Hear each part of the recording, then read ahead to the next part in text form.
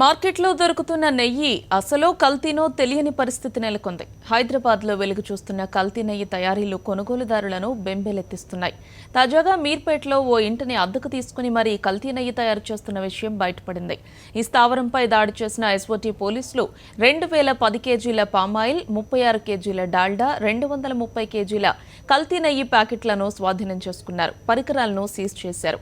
నిర్వాహకుడు మహేష్ పై కేసు నమోదు చేసి మీర్పేట్ పోలీసులకు అప్పగించారు. దీనికి సంబంధించిన మరింత సమాచారం మా కరెస్పాండెంట్ శివశంకర్ అందిస్తారు.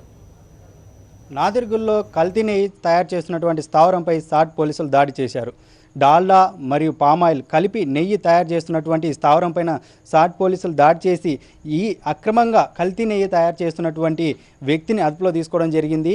అయితే అధిక మొత్తంలో డాల్డా పామాయిల్ను కలిపి కల్తీ నెయ్యి తయారు చేస్తున్నట్టుగా తెలుస్తుంది. ఇక్కడ మనం చూడొచ్చు, వివిధ బ్రాండ్ల నేమ్తో ప్రత్యేకంగా కొన్ని పేపర్లను ముద్రించడం జరిగింది. కృష్ణ, దుర్గా, అదేవిధంగా గోపి, ఇలా రకరకాల పేర్లతో, లక్ష్మి అనే పేర్లతో ఇలా కవర్లను తయారు చేసి కల్తీ నెయ్యి వీటిలో వేసి వివిధ షాపులకు అమ్మడం జరుగుతుంది.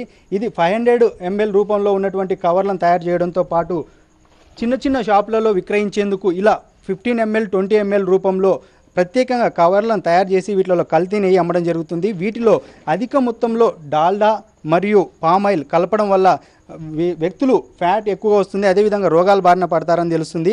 వీటిని ఎక్కువగా కరిగించడం వల్ల చూడొచ్చు మనం విజువల్స్లో, ఇలా విపరీతంగా వాటిని వేడి చేసి వాటి ద్వారా వచ్చినటువంటి ఆయిల్ను నెయ్యి రూపంలో ఇలా ప్యాక్లలో పంపిస్తూ ఉంటారు. అది ఎక్కువ కాలం కూడా నిల్వ ఉండదని చెప్తున్నారు.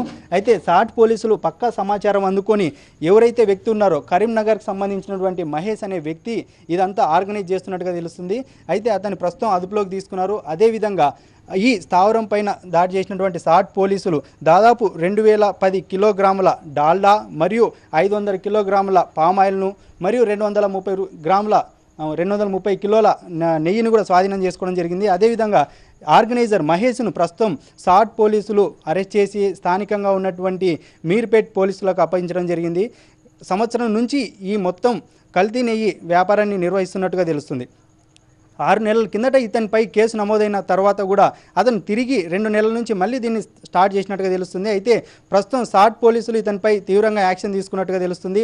ప్రజెంట్ ఇలా కల్తీ నెయ్యి తయారు చేస్తున్నటువంటి వ్యక్తులపైన కఠిన చర్యలు తీసుకొని ప్రజల ఆరోగ్యాలతో ఆడుకునేటువంటి వ్యక్తులను కఠినంగా శిక్షించాలని ప్రజలైతే కోరుతున్నారు. వీడియో జర్నలిస్ట్ సి సినుతో శంకర్, సాక్షి న్యూస్, హైదరాబాద్.